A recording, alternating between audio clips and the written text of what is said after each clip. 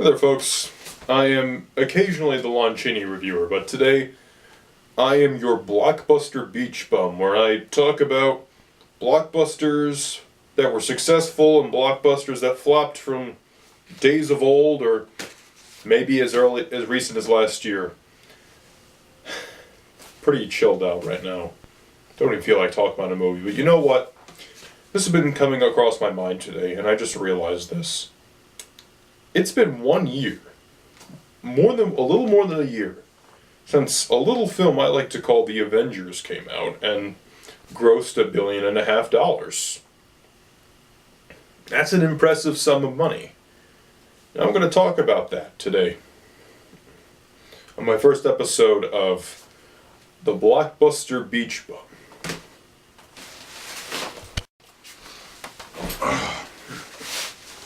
This is the Avengers Blu-ray, and I still fathom at the fact that this film even exists. I remember in 2008 when people were thinking, "Oh, they're not going to make an Avengers movie. That they have to put all these guys together in a movie. Are they ever going to do that?" And sure enough, they did. They did put these characters in a movie, and whether you like the film or not, it was certain that there were quite a few people that did. So much so that Marvel has these very lengthy plans. For instance, we know about Phase 2. I can't believe we're already in Phase 2 of this Marvel Cinematic Universe.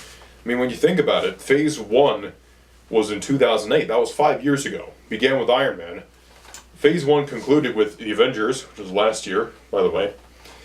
And now we're already on Phase 2 with Iron Man 3 that opened a few weeks back, actually just last month, and that's already the 5th highest grossing movie of all time, as I'm speaking to you right now. That's a quite impressive sum.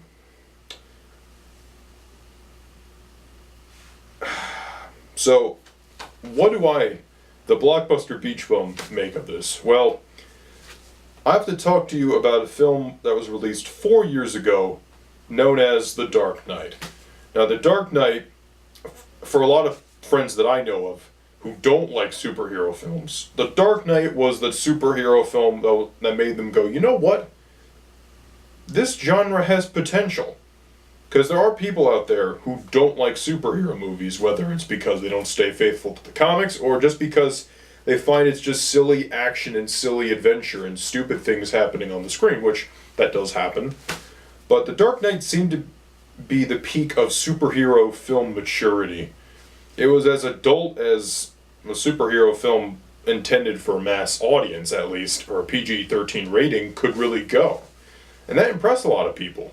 The Dark Knight grossed $1 billion, and people were like, they will never make another superhero film unless it's as serious as The Dark Knight and be successful. They're wrong. And that's basically what I'm here to say. The Avengers is almost guaranteed proof that The Dark Knight didn't change as much of the superhero genre as you'd like to think. I mean, sure, it made a lot of money, and you could argue it indirectly led the Academy to change the nominations from 5 to anywhere from 5 to 10 nominees for Best Picture. But it seems like a lot of the popular superhero films that have come out since The Dark Knight haven't been that serious. I mean, let's think about this for a minute. The major ones. We had Iron Man 2. That made a lot of money. Didn't make as much as The Dark Knight, granted, but it made a lot of money. Thor, Captain America, those films aren't that serious. They're pretty goofy when you think about it. And then The Avengers. The Avengers is almost corny. It's really goofy. It's almost... when I watch it, I feel like I'm watching a pulp movie. Except it has an extremely high budget and some talent behind it. Now, I know of Joss Whedon, but I've never really watched, Buffy the Vampire Slayer or a lot of his other films. And when I heard he was coming onto this, I'm like, okay, I'll see what he can do.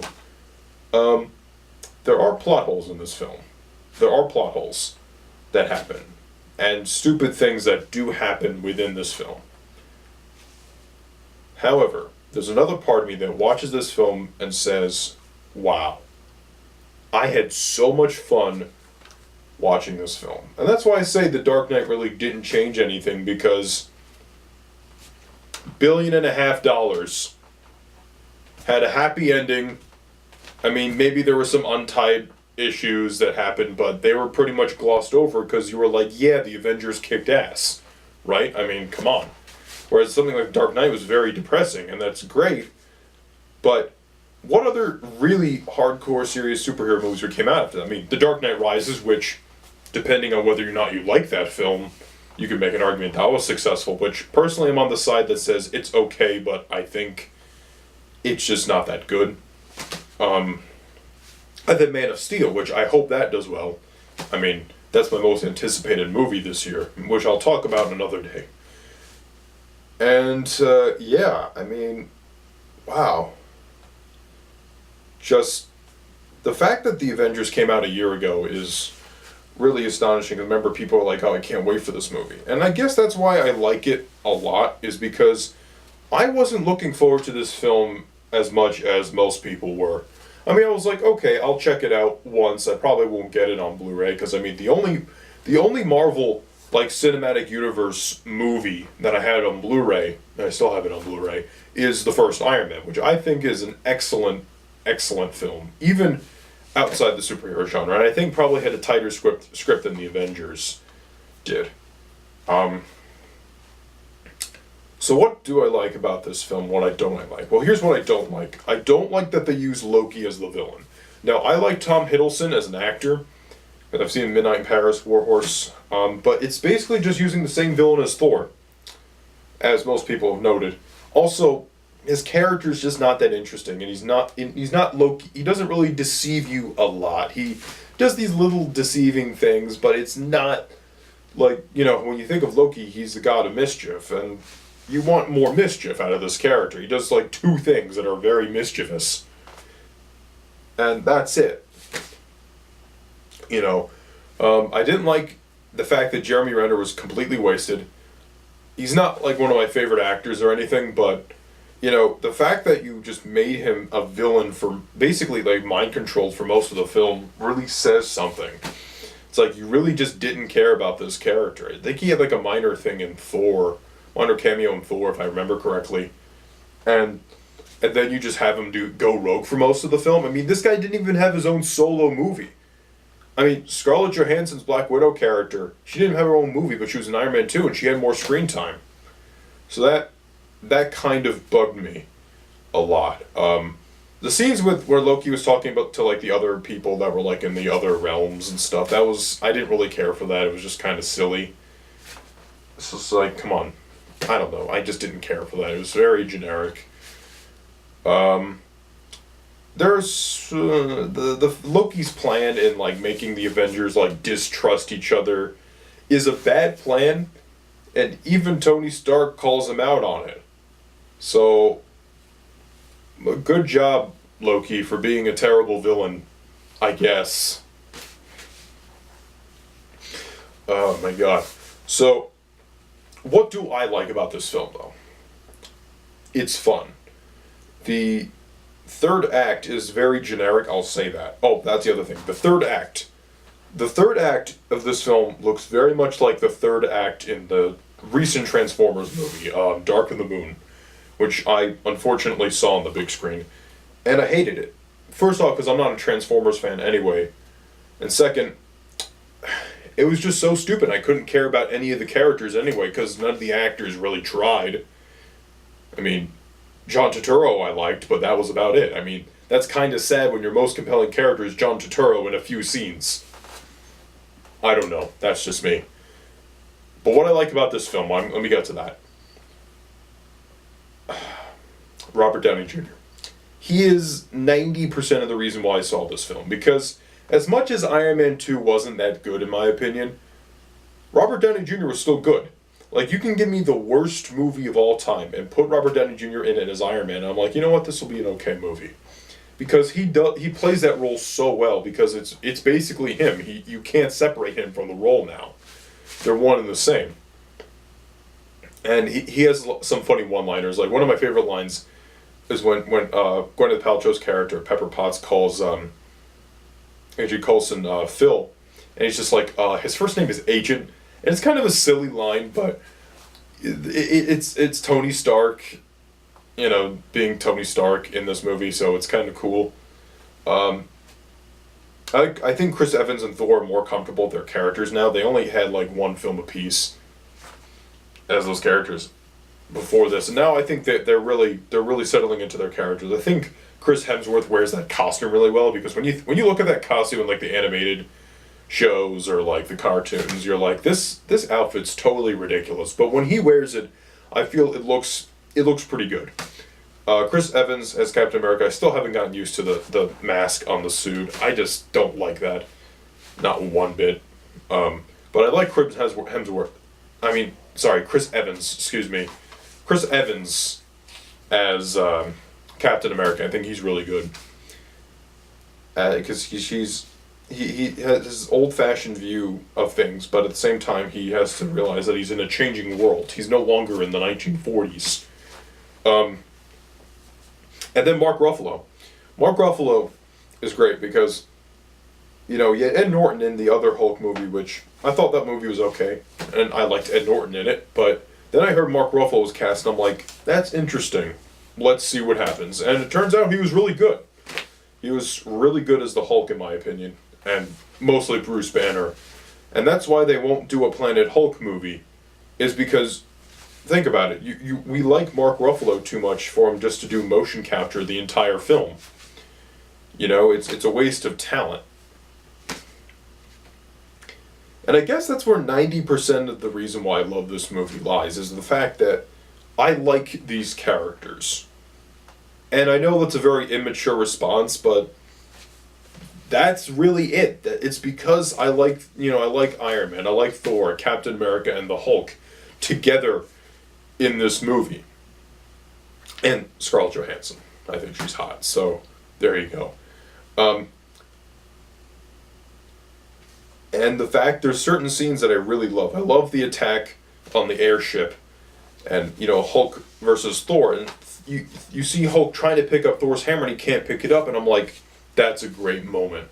That I think somebody like Michael Bay or some hack action director would have just taken that scene. It's like, oh, isn't it funny that Hulk is actually picking up the hammer, when really that's really stupid, and this shows that Joss Whedon cares enough to have only Thor be able to pick up the hammer. And then you have Robert Downey going back to the circle, because if you see here, it's a triangle, but in the final battle it goes back to the circle, and that's because Joss Whedon felt that the circle was very important for Iron Man. That was Iron Man to him.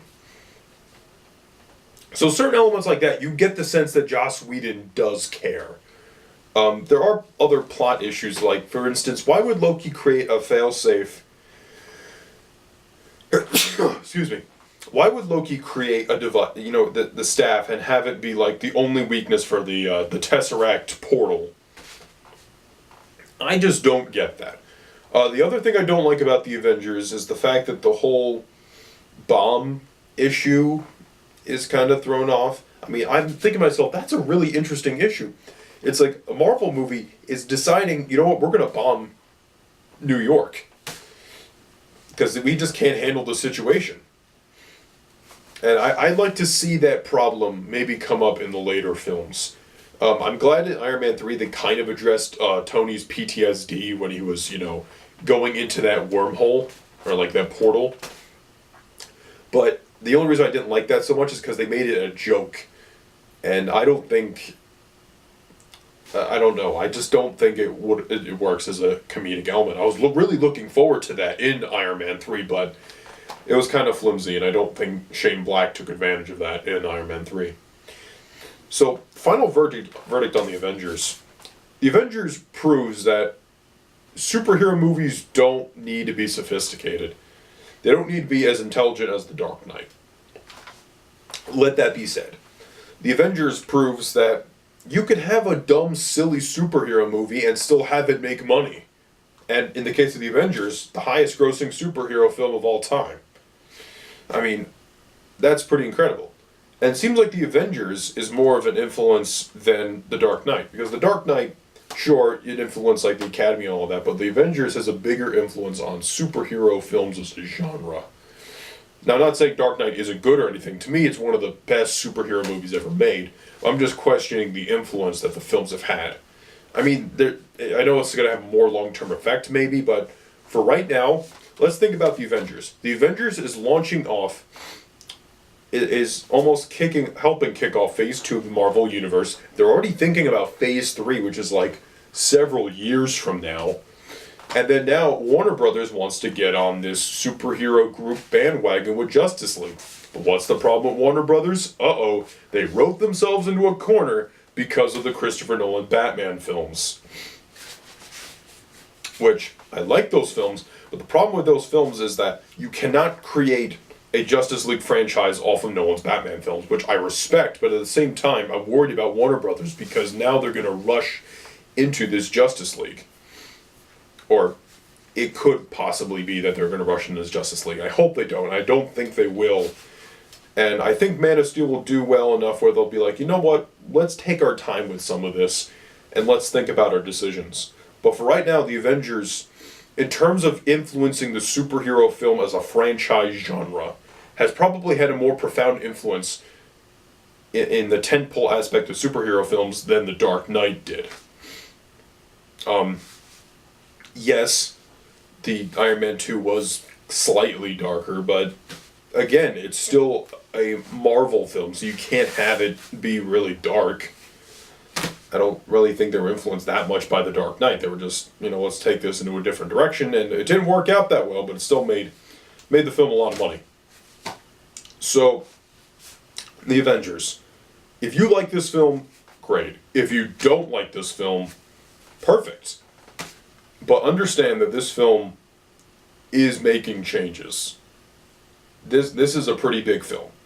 Oh, and I forgot to mention, 20th Century Fox now wants to combine the Fantastic Four franchise with the X-Men franchise. Why? Because they see the potential of, a superhero tentpole franchise where you're uniting a bunch of different other franchises into one. And that's what the Avengers is. It's a big old monster mash with superheroes. Hope you guys like this style review. It's just me sitting around talking about summer blockbusters, and I might do this for a few more summer movies of years past. So I'll see you guys later. Peace.